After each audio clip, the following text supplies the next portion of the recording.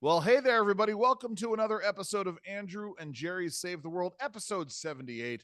Andrew and Jerry once again save the State of the Union. The State of the, we'll talk about the State of the Union in a second. I'm Andrew Langer.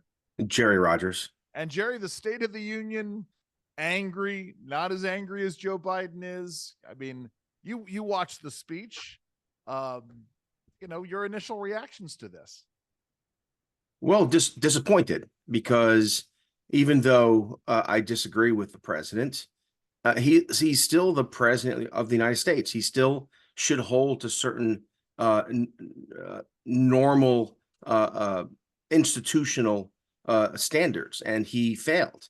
Yes. The first 2 minutes of the speech, literally, you can go back and look at the ticker. Within 60 seconds, 90 seconds, he had labeled anyone who disagrees with him as a Confederate, Nazi, Putin lover. Yes. And he led with Ukraine. By the way, I love that album. That was a Steely Dan album, right? Confederate Nazi Putin lover. Or was that a Yes. Warren Zevon album? Oh, sorry. Go ahead. I think it was Whitesnake. Whitesnake. But I think that it wasn't a unifying speech. It was a speech that was a campaign rally to his base.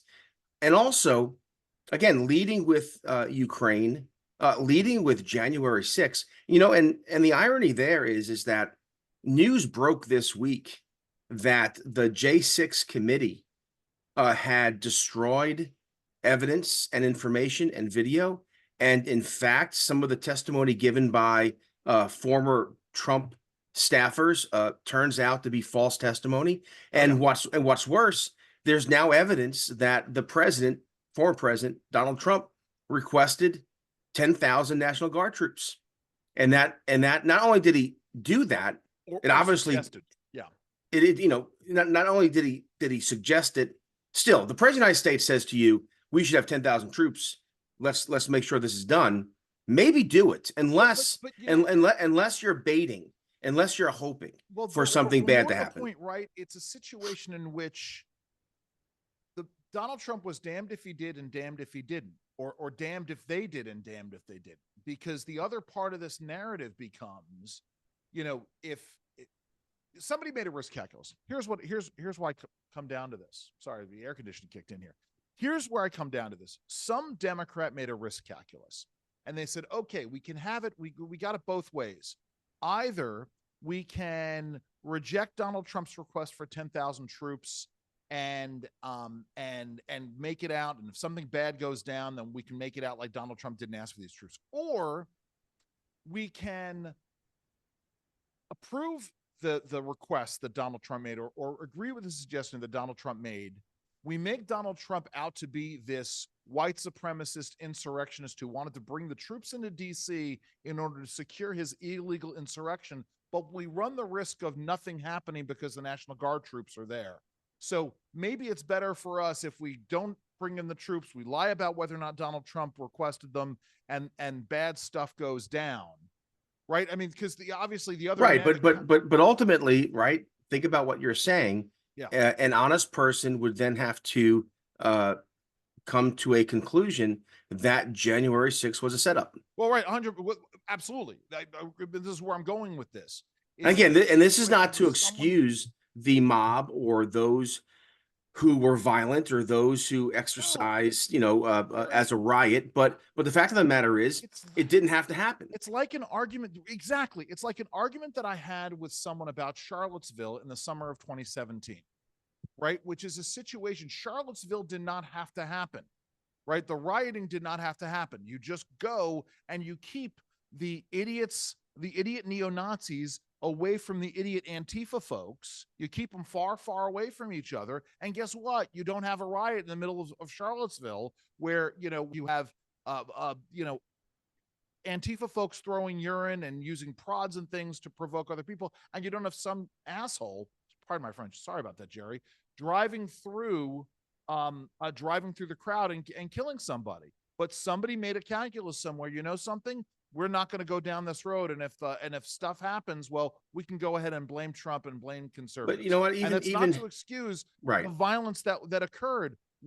Because I don't. But the point is, there are things that could have been done to avert the Right. violence. And again, I Oh, think by the way, Jerry, like clearing out the Lafayette Square before right. BLM protesters breached the White House fence. Yeah. Wanting to do harm to the president, Right. and the president had to be hastily evacuated and put into a secure bunker. And by the way, the media at the time, this we're talking about the July 20th, the riots, the 120 riots, the burning of police stations and federal courthouses, the attack on the White House, the burning of a famous historic church. I mean, there were numerous dozens of deaths. There were 14,000 arrests over that Right. summer, and no one calls it an insurrection. But I was going to make this point to you, Please. and that is, the left has been offering up the bait for some time now. I mean, certainly since 2016, with the whole removal of statues, with the whole revising of history, the 1619 project, Right. the rise of anti-racism. These are ways to provoke a response, and then when the response happens, you see the left is brilliant in the sense that they know that the media will not hold accountable their actions. So therefore, right, it's almost as if they can just do what they want. Right. It's a situation, right, in which protesters shut down the George Washington Parkway, or they shut down I-95 southbound in Virginia, or they shut down any of these places, and somebody goes out there because their kid needs to get to the hospital, or they just need to get to work, and they go and move them. And the person who moves them is made out to be the jerk and the instigator. Well, I mean, just a very real case in New York City, where, by the way, the governor of New York is now saying she's bringing the National Guard into the New York City subway system. Now, mind you, Andrew and I are originally from New York. I grew up in the Bronx, and I grew up in the Bronx during the bad old days, 1977, blackouts and riots, high crime, Ford to city, whatever, to hell with you.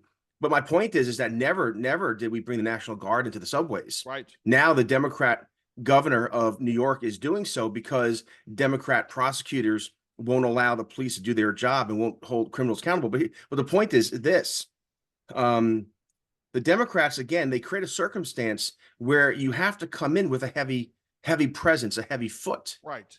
And this is. Sorry, go ahead. No, and again, we're not holding criminals accountable. Jerry, this is Marxist dialectic at its core. This is, we talk about Rules for Radicals, the book that was written. Saul, what's the guy's name who wrote the Rules? It doesn't matter. Saul Alinsky. Saul Alinsky. I almost said Saul Anousis. My apologies to Saul Anousis. 60 plus. 60 plus. Saul Alinsky. But Alinsky was only writing what Marx had talked about, and then later on Lenin and Stalin and Trotsky all talked about during the Russian Revolution, which is this idea of you synthesize the solution by creating conflict. And that's what you go down. Listen, I don't want to get a far field from this. But let me just make this last point about this, and that is, and how they create this problem, and normal Americans, law-abiding citizens, are forced to protect themselves or take the law into their own hands or protect their neighbors, and then they get held accountable. So again, the New York City subway system, so dangerous that a Democrat governor is now bringing in the National Guard. Just months ago, a veteran was on the subway, and there was a lunatic attacking passengers. He defended those on the train. And had a physical confrontation with this lunatic, and he's being held accountable. Right. But the thousands and thousands of criminals invading and doing great damage to our cities, the police are letting them run wild. Look, just two more points. I saw an interview yesterday where guys online in a pharmacy in New York City, online to buy whatever he's purchasing, and he sees over here, maybe it was a store. It wasn't a pharmacy. It was like it was a store, and there's a guy loading up a beer. Yeah. onto a dolly, and he thinks, oh, it's just a guy doing his job. No, there's a guy stealing beer, Oh my. and he rolled out with all the beer, and he's online like a bot, waiting to pay for his items. And Right. he says to the store manager and to the clerk, "Why did you let that person go?" And they said, "Well, because the police won't come if it's a theft of under." If it's a theft under $1,000. We have to come back. We have to come back to the state. But that's, I mean, that is that. But Jerry, no. This is my point: is that dovetails immediately into the story about what's going on in Pittsburgh. Yes. Yes. We'll say it now. Yeah. You know, I called you in the middle of the day about this news in Pittsburgh, a major city where from 3 a.m. to 7 a.m. they will not have anyone at police stations. Right. That emergencies will have to be directed call boxes, and that if you call the police and it's a non-violent non-emergency crime, if you're a burglary, and someone pulls up and loads up cases of beer on a dolly, and police won't come. The police will not come. Yeah. So what good is it to, and it gets into, Jerry, what we were talking about the other day, which is this idea of, if crime is no longer considered criminal and nobody is charged in it, and crime comes down, crime statistic, and crime goes down. And I think about this all the time because, you know, you and I have done some work in Baltimore City, and I know for a fact, you know, I hate that expression. I know for a fact. I know, trust me, it is a fact because I know it, that in Baltimore City, property crime is so rampant that people don't call the cops anymore. Right. So what's the point? Yeah. So what's the point? And so if you have a UPS delivery or an Amazon delivery, and someone steals it from your front porch or your mailbox or your vestibule in your apartment building, guess what? It's just lost. It's gone. And by the way, it kind of obviates the need for all those Ring cameras. You know. Yeah. But this is the state of affairs, and it goes back to the State of the Union. This is the State of the Union is that we have a president untethered from the law. We have prosecutors who are untethered from the law, who refuse to enforce the law. We have a Department of Justice that is using lawfare to destroy democracy in order to protect democracy. We have violence where everyday average Americans don't know what to do, because if, God forbid, you are not, again, we're living in the age of DEI, diversity, equity, inclusion. So if you're the wrong ethnicity and you defend yourself against the right ethnicity, well, guess what? You're the one who's going to be held accountable. Right. Look, this video went viral this week of a young white girl being beaten and bludgeoned and her head cracked against the concrete. And it's an African-American young girl who did this to her. If you reverse the races, 100%. We'd be marching in, I think it happened in St. Louis. There'd be marches. The president would be in St. Louis. But because it's the wrong ethnicity was attacked and put into the hospital, it's a local story. Well, let's go back to the State of the Union itself, because I want to come back to giving you my impressions at the beginning of it. But let's talk specifically for a moment about the Laken Riley segment of it. And I know you and I both agree that perhaps Madame Taylor Greene might have been a little bit too obstreperous. She's a ridiculous person. Yes, I'm sorry. We criticize Biden. Yeah. She is a ridiculous person who ruins the public discourse, because instead of talking about immigration and Laken Riley and the president's disregard, instead we're talking about this clown, this woman who's a clown, who looks like a circus entertainer. She gobbles up the conversation. But let's add to this the fact that she also stepped on Biden's ability to make himself look ridiculous here. The point is, though, the provocation did get Joe Biden to react and actually try to say Laken Riley's name. Of course, he butchered it and called her Lincoln Riley. And talked about the illegal immigrant who allegedly murdered her. I think we all know that the illegal immigrant did in fact kill her. And then he had the bizarre ending of that comment where he kind of slurred out that thousands are killed by By legals. legals, Like, yes, what a which was a very bizarre thing to strange moment as say. well. Yeah. But then the point is that the president then goes on TV and apologizes. So the White House is saying that he didn't apologize, right? He says he regrets using the word illegal, but he didn't actually apologize for it, which is, then why do you go on and talk about this if it's not an actual Well, apology? again, this is the whole, like, the economy is doing so well, even though inflation through the last 3 years is up 17%, But even though household goods are up Jerry, 30%. my But point, my point is, he did apologize, yes. because you don't regret something unless you're sorry Well, for it. my point is to your point about Orwellian. getting the ethnicities reversed. If this had been a legal, who had killed an illegal immigrant, the president would be all over this, and this would be some excuse for all kinds of pandering here. But we now I live in thought I hold on. We now live in a bizarre situation in which the president finally is provoked. He attempts to do the right thing. He butchers it, but he then goes on and has to do an apology tour on major media because he dared use the wrong term because of progressives. Oh, and by the way, it also shows you how much power the Ayanna Presleys of the world have, that they're able to get also a clown, but they're able to get the president to go and apologize for actually speaking a little bit of truth. I know, we've talked about this, how no person in their right mind can support Joe Biden, that Donald Trump is the only choice. But then again, Donald Trump often behaves like Marjorie Taylor Greene. Right. He just this week was at a rally and he ranted. He also slurred his speech. He made inappropriate comments. I just don't understand why, even now, with so much at stake, it's not just about Donald Trump. It's not just about him getting back at his political enemies who have tortured him with lawfare over the last couple of years. But the fact of the matter is, the country's on the brink.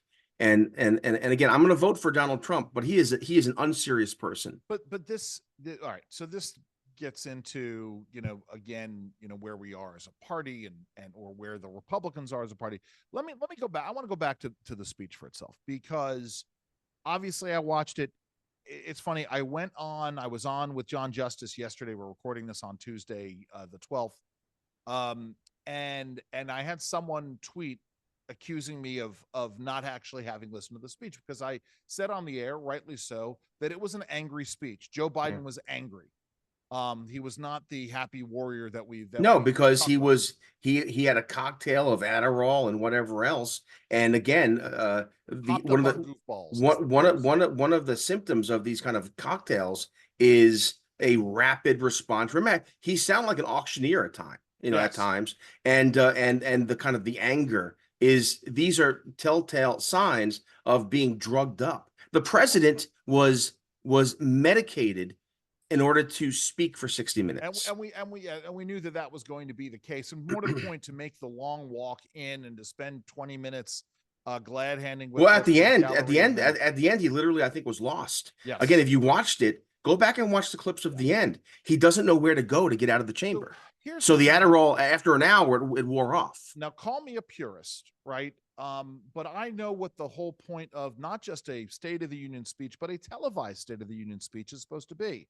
It is supposed to be a speech that talks about the president's accomplishments and the administration's accomplishments of the prior year, to report to Congress, here's what we've done in the last year, and here's what we plan on doing in the coming year. That's the purpose of the State of the Union. And it's also supposed to try to, in some ways, bring us together or bring more people to the table than before. And the president comes out there and he gets to the democracy stuff really after. It's like the first thing after he starts talking about Ukraine. Like, he does a little tip of the hat to the State of the Union, but then he immediately goes into a discussion of what's going on in a foreign country and why it's important for Congress to sit down and pass a bill to fund Ukraine. And then not Ukraine and Israel, and not talking about the Israeli plight and what's going on there. Oh, and by the way, we now understand this week that Hamas has actually lost many of the hostages that they took. They don't know where they are. But the president goes and he starts off by talking about this conflict in a foreign land that we're just really sending money and materiel to. We don't have any troops on the ground. I can understand it if he started off the State of the Union talking about, American troops on the ground in the Persian Gulf, or, if he were Nixon or Johnson talking about. Can I just comment on that real quick? Because you make a good point. And you and I were two of the first, center right, 100%. Voices that said, go get Putin. This is unacceptable. But I said in those early days that the U.S. should consider troops on the ground. Yes. And here's why I say that. You can't guilt the American people or tell the GOP, those who are leery of war and spending more money. You can't guilt them, shame them when you're talking like, we're going to do all we can. Yes. No troops on the ground. Yes. Right. It is such. Right, it is such a. It is such a. All we can. Except no ramping up oil production to bottom out the right. It's such economy. Nonsense. We're going to do all we can on sanctions, except here are other sanctions that we consider before. So So like everything else, this administration has botched the Ukraine aid. Right. And so now Congress wants, or some in Congress want to hold him somewhat accountable, but we can't even have that discussion. Hey, and he has botched everything. This guy. By the way, when you don't put troops on the ground, when they've already invaded the country, you put them on the ground when they're threatening the invasion 8 years ago, or at this point, frankly, right now, what we ought to be doing, we ought to in this room recommended. We ought to be putting our troops at greater numbers, our capacity in NATO countries. Right now, Poland. We should have a huge presence in Poland, and there should be a lot. We should draw. These Democrats like to say red line. Obama, of course, did it with Syria. They were so used to it during the first part of the 20th century. But again, they're so used to not being held accountable by the American press that they don't think foreign leaders will hold them accountable. Of course, Obama did it. And then we saw that Putin went into Ukraine, although it was, different scenarios. He was talking about Syria, Obama, but did nothing. Nothing. And then this president is using the red line metaphor again, but this time it's against Israel. Right. Oh, well, okay. Well, I want to get to putting a port in Gaza. Well, let me say this too, just so I get it out. This was the most anti-Israeli, therefore anti-Semitic State of the Union in our nation's history. Yeah. Joe Biden and the Democrats hate Israel, and I'm going to say this, and therefore hate Jews. But let me go down. Let me. You can't be anti-Israel and not be anti-Jew. Different tack on this, because I think in his heart of hearts, Joe Biden is pro-Israel. I think he's pro-Jew. What I think the problem is that he and his team are so hard set about winning Michigan and winning Minnesota that they don't want to anger the Islamic population. So you undermine the Israelis from as everyone knows. Let me hold on, because you raise a really good point. Something that came up last week while our friend Tony Katz was in Israel. There was this story that broke last week about the vice president sitting down with Benny Gantz, who was one of Netanyahu's former deputies. He's now left the cabinet and is incredibly critical. I guess he may still be in the cabinet in a very junior position, but he's been openly critical of Netanyahu. And part of why Harris met with him was so that they could sort of talk about her moderating her rhetoric, but really what it was about was meeting with him to start the narrative of giving cover to the administration so that they can start openly criticizing Netanyahu and Netanyahu's conflict with war. Now, that being said, there are a lot of Israelis who are very critical of the failures of the Netanyahu administration to not catch these signs and how they're conducting the war. But that's again, but that's over. And that's an internal political debate. Sure. This administration over the past week and since the State of the Union has been asking openly openly. They're allies in Israel. They're political allies. I want to comment on this for a second. Yeah. How can they disrupt the Netanyahu government? Right. Just think about how ugly and political that is. Our ally is in the middle of a war. Yes. And the president of the United States and his Democratic allies in Congress, like Bernie Sanders and like Elizabeth Warren and like the Vice President Kamala Harris, they care more about disrupting what they call a right-wing government. And they even get that wrong, Andrew. This is a coalition government. Right. This is not a right-wing government. This is a coalition government. But Jerry, they lie to us all the time. They lie to us about everything. Here's the thing, to put it in an important context, this would be like the pro-German sentiments in America, the Charles Lindberghs of the world, and the isolationists in the American government and in the American political system in the early days of World War I. In fact, World War II. In fact, let's say between 1939 and 1941, these interests, getting the president to say that the British government needs to change to a more German-friendly regime, as opposed to what Germany wound up doing or what England wound up doing. I mean, England in the midst of fighting a war, obviously they need to change the government to become stronger, not weaker. This would have been like the United States encouraging Chamberlain or whomever else to stay in power, replacing him with someone, more peace-loving, which gives the German cause. I mean, here's the other thing that gets me is that on the day of the speech, you talk about this. They just met with Benny Gantz. They've started to be critical of the Netanyahu government. And then what does the Biden administration do? They announce on the day of the speech and in the speech, we're going to build a port in Gaza to start ferrying in supplies. And by the way, yes, right where they're going to build that port in, right? Is it northern or southern Gaza? I don't know. Well, it's on the border of Egypt is where they're going to build this thing. Then that would be southern. All right. Egypt is right there. Yeah. You know that Egypt has ports. Yes. And infrastructure. The problem that no one talks about is that Egypt won't open its border walls. Right. Egypt has a border wall that is like the Walking Dead, where they have these wall after wall after wall to keep the Palestinians out. Yeah. And I don't understand why the United States is going to have to build a infrastructure when you have numerous dozens of Arab and Muslim nations with working infrastructure and ports that can go through the. If the Chinese aren't building a port there, then clearly there's something wrong, because the Chinese are building ports everywhere. And again, for the record, so we're clear on this, the war could end immediately, right, if Hamas surrenders. Right. Well, yes, except they also. So the question is, but of course. Well, obviously, if Hamas surrenders, whomever is left, the hostages are released. But the fact of the matter is that you never hear this. Right. What does Joe Biden want to do? Does Joe Biden want Hamas to survive? It can't. Yes. Hamas has to go. Like, there's no like. But again, this gets into this is the problem of your goals being dictated by your political interests.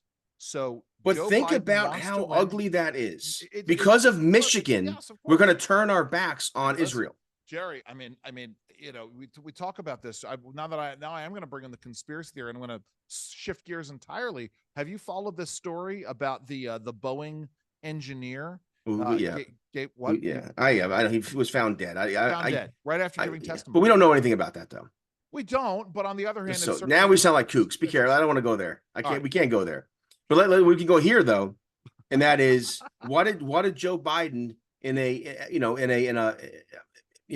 trying to get out of the chamber, the House chamber, said to a couple senators, I need to have a come to Jesus meeting. Yes. With the Jewish prime minister. Yes. Again, imagine if Trump had said that, or George W. Bush. I think is it would have been headlines. Right. He would have. I say that because Right. there's uh, a growing sense in the fourth estate that censorship and canceling out speech is a good thing. Right. And this is a dangerous rising tide among the media Yes. because they don't hold accountable politicians. Right. But what's worse than that is ultimately going to end up with the stifling of ideas and public discussion. Which is why that's a perfect segue, Jerry, into the next section of the speech, right? Because Biden starts off this state of the American Union talking about Ukraine, and then immediately he says that, he starts with what was a primary talking point last week in the days leading up to the speech. This election is about democracy being under threat. J6, J6, J6. Yeah. We need to come together as a nation. And then he spends time demagoguing his opposition. That was the next angry part of the speech, which gets into what you said earlier about this issue of, if you're not X, Y, and Z with me, then you are a Confederate, you are an insurrectionist, you're this, that, and the other thing. I went through, Yeah. Andrew, line by line. I listened to the speech, unfortunately, not live. I listened to it later. I can't do these things live anymore. But I also read the speech. Yes. And then I also read the speech as he gave it. You see what I'm saying? So I read, and so reading it as he gave it was interesting insofar as you could actually fact check. Yes. Now, to its credit, the New York Times did fact check this speech, and almost everything he said on the deficit, on Republicans wanting to cut Social Security, you name it, interest rate. The New York Times did not give him a true on anything. Yes. Because he lied about everything. Right.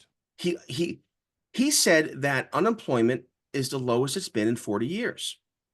No, it's not. Unemployment ticked up in February to 3.9%. Yes. In 2020, in the beginning of COVID, our unemployment rate was only 3.6%. Right. I mean, so not only is it not the lowest in 40 years, it's not the lowest in the last 4 years. And I know I'm not supposed to do math on the air, but these are not insignificant numbers, because when you're talking about a 1/10 of 1%, 1% of, we're talking about, tens of thousands of people out of work, hundreds of thousands of people. It's interesting. Yeah. And also the fact of the matter is, he's, and again, I wish the media more media would fact check him. He says that he said the largest job revival in America's history. Well, no. Also not true. Number one, the rehiring after COVID began during the Trump administration. Right. Number one. Number two, the vast majority of these new jobs aren't new jobs. It was simply people going back to work after being fired essentially by the government. Right. And it's interesting because, we also have a hard time with these numbers, because every time they put out a jobs number per month. Oh, this is a strategy, by the way. They then revise it downward the next month. So what happened was, in February, we got a surprisingly strong jobs report where the economy added 275,000 new jobs. Oh, but January and December were had to be recalculated downward. Yes, which is why unemployment ticked up. Yes, but here's the irony: I didn't see any big headlines on question mark, unemployment up, employment up. Right. That's the thing. But I mean, we know why. It's a strategy. Also, yeah, because if every month you play games with labor statistics, yes, so you get a end of the month or beginning of the month bump, then you have to go back. Look, inflation ticked up, unemployment ticked up, right. Gas prices ticked up. Everything, Andrew, correct me. I want to be wrong. Everything's going in the wrong direction. See, and that's the thing. And the speech was all about, and it demonstrated that the president is there's something very, very wrong here. And my point where I wanted to go with this, Jerry, real quick, because I've been talking quite a bit about this and about how the media is saying X and the American public sees Y. There's this discrepancy.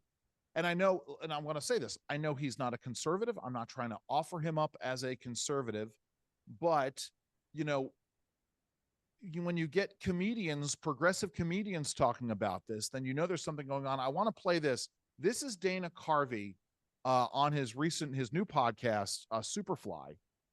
Here he is talking about this issue of something being wrong with Biden. Here we go. I want to do this. Let me play this.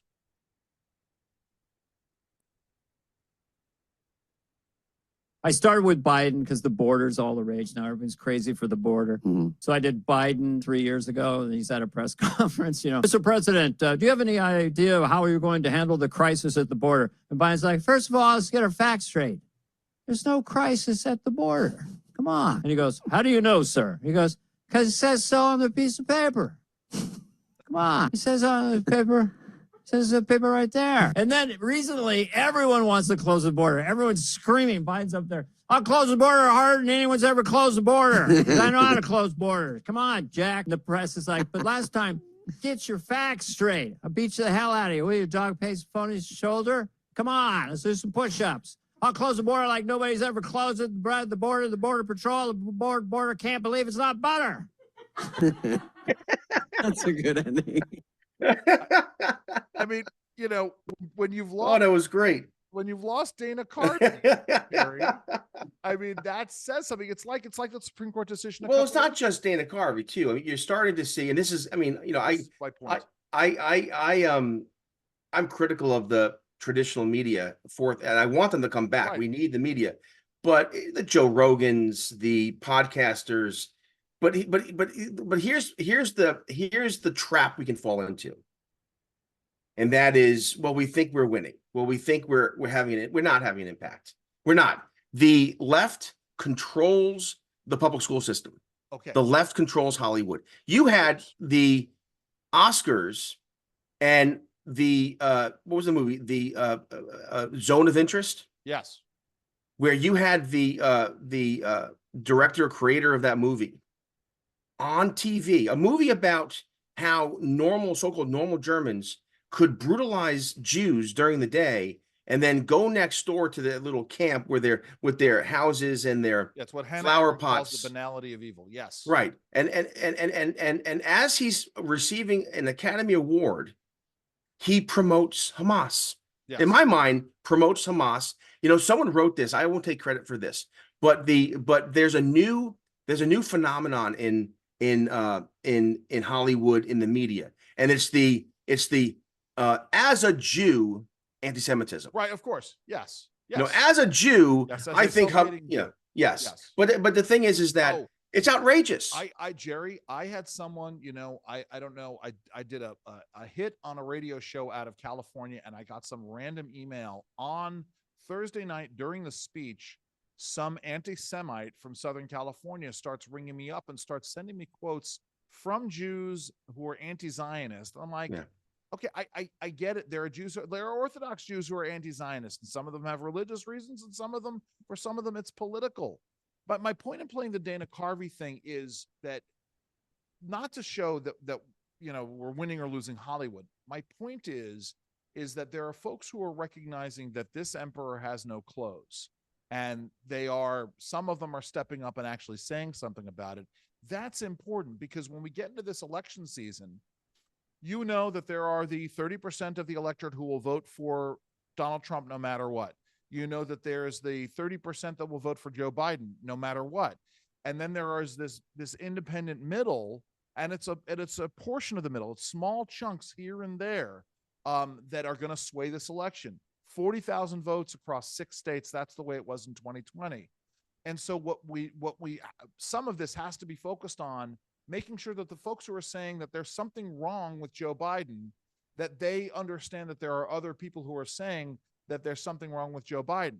So if it's a handful of folks who look at this and says, oh my God, Dana Carvey, makes fun of Joe Biden because of this issue, and oh my God, he's right, there's something really wrong here, then maybe I'm not so crazy. Maybe there is something. Maybe I don't have to vote for Joe Biden. I could vote for somebody else.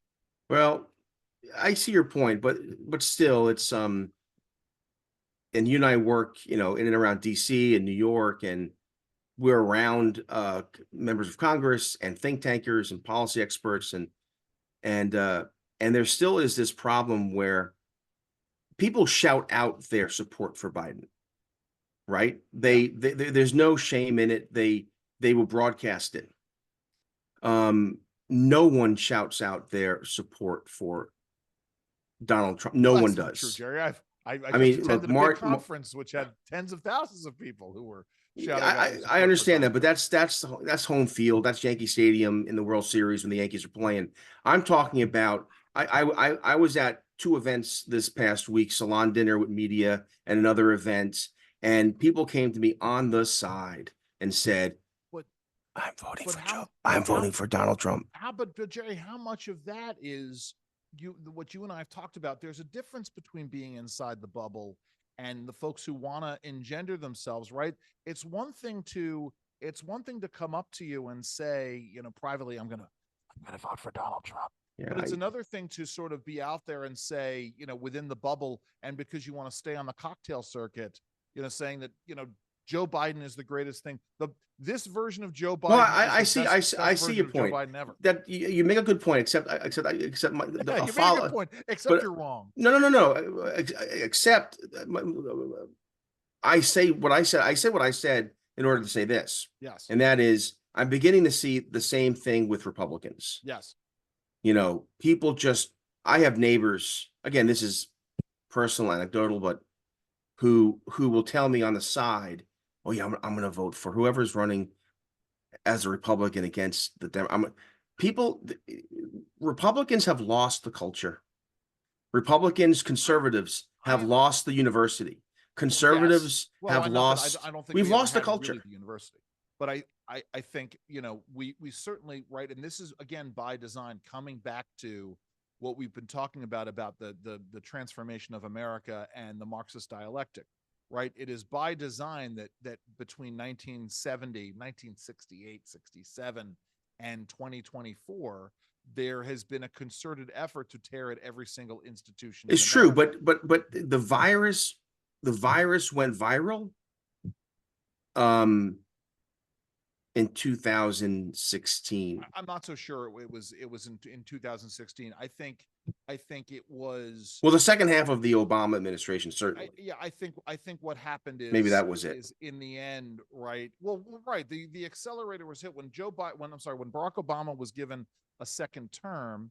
Oh, because that would take it back to 2012. Yeah. Well, again, when it jumped, it was always a disease in academia, in Hollywood, in the unions, but it jumped. Well, no. I tell you when it jumped. What happened, Jerry, is that the efforts to sow that, right? Donald Trump became the perfect vessel for the left to instill all of its anger and ire, and you know, because Donald Trump was a reaction to 30 Obama. years. Well, he was a reaction to Obama, but I think he was a reaction also 30 years of the Republicrats in DC, you know, the establishment taking sway and holding on to power. And I guess I think had to push back. Yes. I mean, we're going to do a whole show on that. I think that Good. Barack Obama and Donald Trump are two sides of the same coin. Maybe the narcissism, the me. It's all, you know, look. But Jerry, keep in mind, right, that Barack Obama is a manufactured candidate, right? Barack Obama is the end result of, at that point in time, so 2008, so 40 years of the concerted effort by the left to remake America. You think about Obama's roots, and I'm not talking about the stuff about madrasas in Indonesia and whatever. I'm talking about again the who'd you call it, Bernardine Dohrn and Bill Ayers. I'm talking about, you know, domestic terrorists, coming out of that community, so-called community service school and liberation theology and all of those things. You know, Barack Obama was the end result of 40 years of transformation of. You know, it's interesting about Obama, and I think maybe that second term was when the U.S. jumped the shark. Sure. I'm not sure if we can make our way back. I'm a despairing optimist, but the more I see, the more I look. Let me make this point to make this next point. So Barack Obama in his second term allowed for a UN security vote that said the Western Wall, the Wailing Wall, and was occupied territory. Yes. Was illegal, occupied. The Western Wall. Yes. In Jerusalem. The second temple is occupied territory. Yeah. Illegal. Yeah. This is Obama did this. Right. I think that despite the fact that by its very definition, it's not occupied territory. I know, but it was. But go ahead. Yeah, I know, but this is the derangement on the left because it's religion for them. It's not facts. It's not. We want to argue facts and data, science. For them it's religion. Right. For them it's they accept these things on faith. But let me just again make this point. And so I am forced to, because I'm a real clear person. I read everything every day. I get up at 5 a.m. and I'm going through everything. I'll spend most of this. Jerry and I could trade text messages at 6:45 in the morning about articles that are behind paywalls. But yes, that's right. But and I'll read things tonight and that sort of thing. It is so disheartening to see what the mainstream media and what I thought was at one point the responsible liberal left. So some of the headlines today, Republicans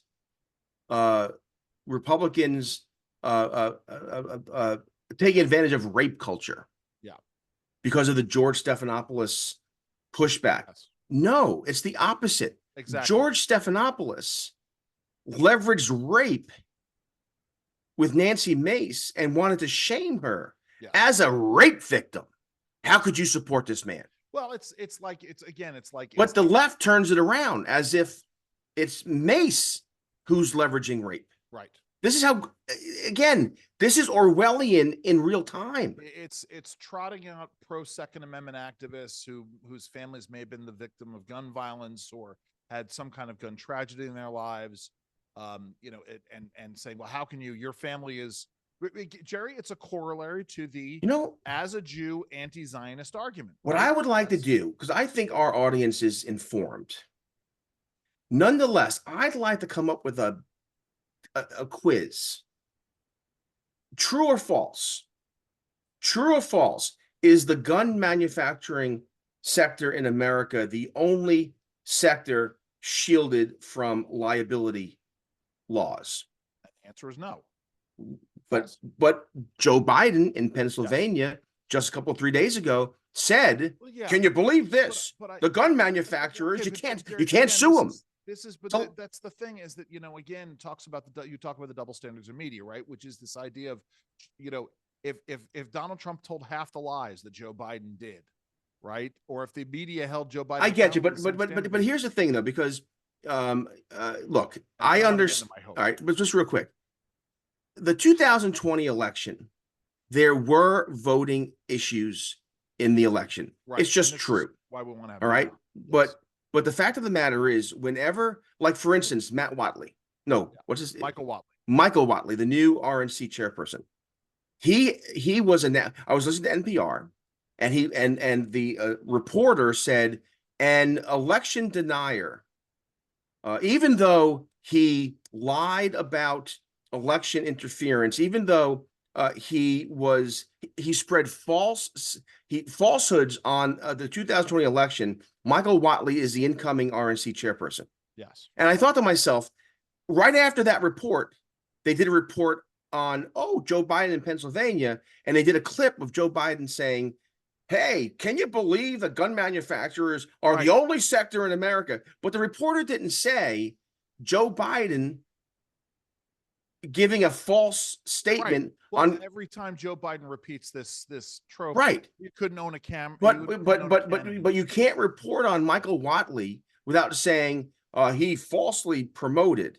Well, Joe Biden falsely promotes that inflation is better, that the economy is better, Right. that gun manufacturers can't be sued, that price controls on on innovative drugs is a good thing. This is again. Remember, you go back to Scotty Hughes back in 2016. There's no such things as facts anymore, and she was pilloried for. Well, no, who said alternative facts? It I was think that was what? No, alternative facts was Kellyanne. Yeah. Well, it's the and same she was mocked for that. We need to get her on the show, Jerry. That's where we ought to go next for all this. Yeah, but see, here's why I am obviously deeply concerned. You are correct. We've had the last 50 years in which all of these institutions have been torn apart. You can't come together, or it's impossible to come together in America if people don't think that America is the greatest nation on earth, if we can't agree that the values upon which this nation was founded were good values. Anyway, but then I come back to the fact that there are these moments in time, again, where folks are recognizing that the emperor has no clothes. Parents coming out and saying, yeah, something, while I may have thought, years ago that it makes, we want to be nice and kind and show grace to people. And if a boy wants to think that he's a girl wants to think that she's a boy, well, then what do I care? But in the end, now they're saying, oh my God, this means that you're going to have a boy assaulting my daughter on the basketball court or on the volleyball court, or the changing room things, or what have you. That's how these movements start. Or my kids are getting filled with all of this pornographic material in their elementary schools. You got the husband of the transportation secretary having kids swear allegiance to the gay pride flag. But folks are recognizing, and they're starting to push back. The problem is it too late? I don't think it's too late, but I think it's going to be a very long and hard road between now and perhaps, but remember what they have that we don't have, which is the media. Well, yes, they have the media, but they have the public schools and the universities. Right. And so our children, this is why they're grooming our children. This is why in most public schools, and I say most, children can't read at grade level. They can't do math at grade level, but they can tell you about critical race theory. Sure. And they can tell you about gender identity politics. 6th, They can tell you that, but they can't do math. No. But this is why parents getting involved and running for school boards and pushing back, and why it's so important that they're doing this. But even there, you saw the interview. The Moms for Liberty person was on MSNBC and then was on 60 Minutes. She was berated. She was lied to and lied about. They made a mockery of her. That was just put out by somebody about Moms for Liberty, whatever it's called, is imploding. I don't know. Yes. Or not, but the point is, even if it is imploding, this is being driven by the relentless assault by the media on moms. But again, my point is that why would a normal person want to get themselves involved when they can be ruined at work, when they could be mocked and they could be sued and they could be canceled, they could be arrested? Think about it for a second. There are pro-life advocates in America who have been arrested by this administration's Department of Justice. The feds have arrested people for silently and peacefully praying outside of abortion clinics. Or more to the point, Jerry, back to your original point about flipping the script on these narratives and the provocation that happens.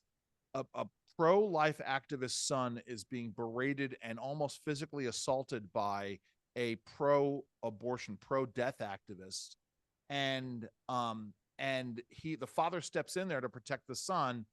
The father is first charged with assault. Those charges are dropped, and then the Biden administration takes it upon themselves to arrest this guy. Well, not just arrest him, they raided his home. Right. Yes. With dozens of agents with guns drawn. Right. During breakfast when he's there with his wife, and I think he has 6 or 7 kids.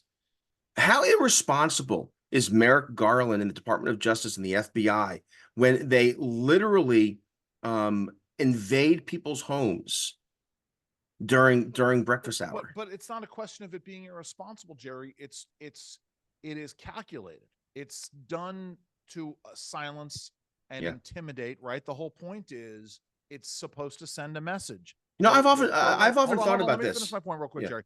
The pro-life activists who are arrested, for protesting silently in an abortion clinic, they're arrested. This guy has a federal SWAT team raid his house.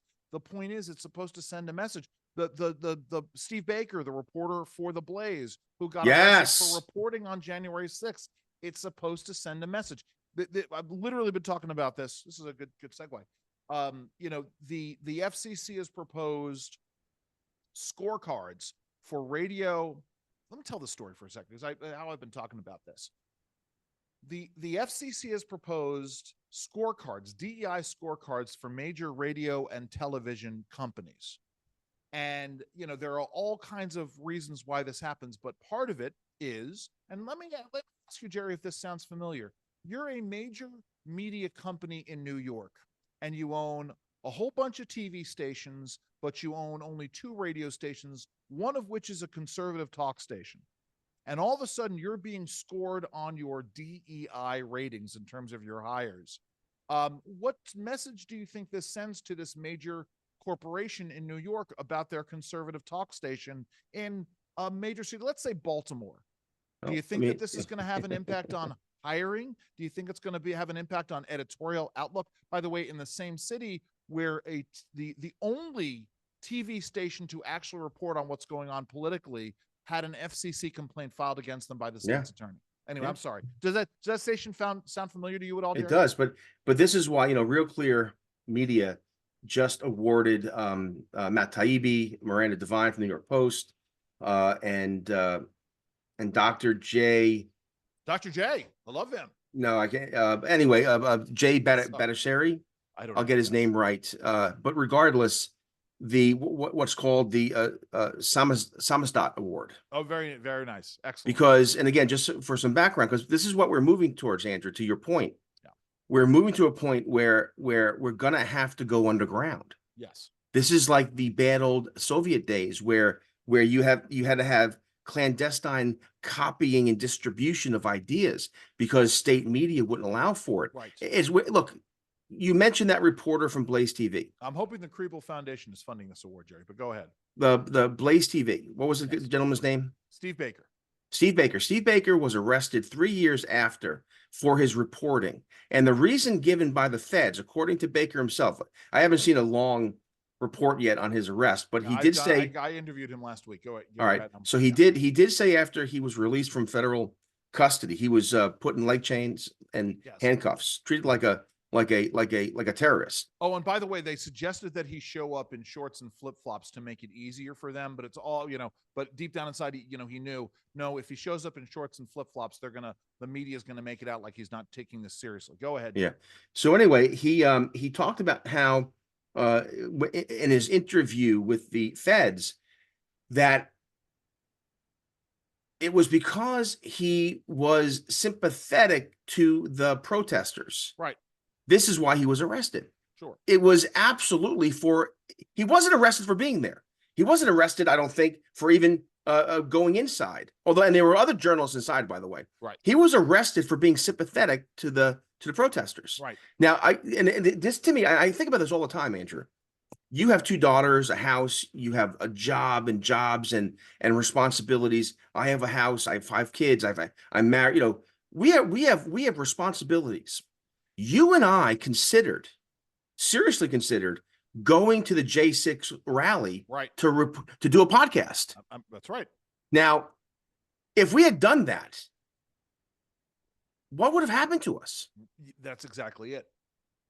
And so therefore, I ask you the question: if a similar event happens in the near future, a Trump rally during a Senate hearing or something that's, I mean, are you and I going to say, you know what? Let's go down there and interview. Let's go down. Are we not. Right? So so you see, this is my point. They've already won. There's already a chilling effect when you're on the radio. and your program director says, look, I don't want to tell you what to say, but man, how you're saying it is, well, again, it's a chilling effect. 100%. And Exactly there, right. and so we're moving. Jerry, but it's not as though. In fact, something. I'm going to bring up this. You and I have talked about this. The counterfactual. Imagine the hue and cry in the media. If there was a progressive talk radio host going on and on about, let's say, some hot button issue that a red state governor, it's a progressive journalist in a red state on the radio, and he is going on and on about some issue that he doesn't like what the governor is doing, and he's raising a criticism of what this red state governor is doing. And that communication staff of that red state governor called the program director of that progressive station to complain.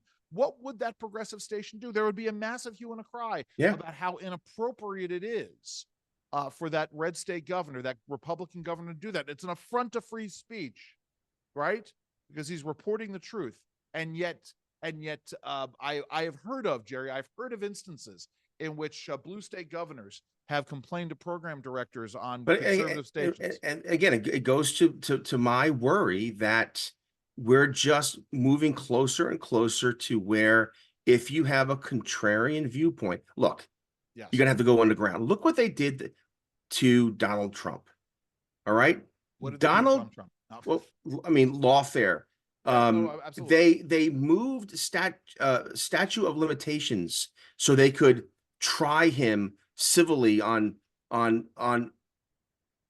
issues that he was cleared in criminal court. The 91 counts, the 4 indictments, every count, every indictment is bogus. Right. It's not lawful. You have the Manhattan District Attorney going after him for breaking federal law that the federal Elections Commission says he didn't break. Yes. But the local prosecutor says no, he did break federal law, except the federal commission in charge of it said no, he didn't. But he's being tried for that. Right. You had this ridiculous thing with the banks that allegedly he defrauded. Yes, all of the things they've done to Donald Trump. I know, but my point is, I don't think people understand that Trump is a jerk, but he's right on all these issues. The point that I made in my panel a couple of weeks ago, right? And it gets into the Henry Silverglade theory about the 3 felonies a day. We have about 1 million or 1.5 million separate federal regulatory mandates on the books. What it means is that the feds can come after you for anything. Any one of us can be Donald Trump, and the rest of us, what we don't have is, well, certainly Donald Trump has $500 million less than he Well, I mean, again, this could happen to the average person. Remember Bridgegate? Yes. Absolutely. So Bridgegate, the Obama Justice Department did not like the fact that Chris Christie was popular at the time. Believe it or not, Chris Christie was someone everyone believed could beat Obama in 2012, and he didn't run, and so they created Bridgegate, where they said that the blocking of lanes was against this federal statute, and of course the governor wasn't held accountable, but a single mother of 4 children was, and she was convicted, and it went all the way to the Supreme Court. 10 years of her life. Right. Gone because the Obama administration wanted to use lawfare. Now, she was cleared eventually by the Supreme Court, but the Supreme Court said that the federal statute did not apply. Yes. And they're doing the same thing right now to Donald Trump. It's what they did to Bob McDonnell. Yes. Rising star in the GOP, who will never run again. Hey, Jerry, listen, because we're running short on time here. Let's go. Just want to commend everybody. I just finished watching the 2 seasons of Jericho, which was a CBS show from the early 2000s before Barack Obama became president. So I'll talk about this more later on, because I want to, it gets into this issue about the debates about culture. Actually, Jerry, I think it very much does get into your issue about the election of Barack Obama changing things, and especially in Obama's second term, because it is a very pro-America, pro-conservative values show, pro-limited government show, government skeptical show that only lasted 2 seasons. Was a precursor to the Tea Party movement. It's interesting stuff. Jerry, you're on the air on Sunday. I'm not on the air on Sunday. No. I will be in New York City for St. Patrick's Day. That's right. Oh my God. I keep forgetting this weekend. Oh, and you can expect video, ladies and gentlemen, maybe some audio as well, because I'm finally going to be accompanying Jerry Rogers to McLean Avenue in Yonkers the weekend after St. Patrick's Day. It happens to be 2 days after my birthday, Jerry. Yes. So the weekend of the 23rd, I actually have ordered a new shirt. I will be kilted as you have requested for this, but we're very excited for that. So stay tuned there. So have fun, Jerry, in New Jersey and New York for St. Patrick's Day. What do you want folks to do? Well, the only thing we can do, and that is find the truth, and it's becoming more and more difficult to plant your feet, stand your ground, stay firm. God bless you. Stand firm, everybody. Have a good week, everybody. Have fun, and please stay safe.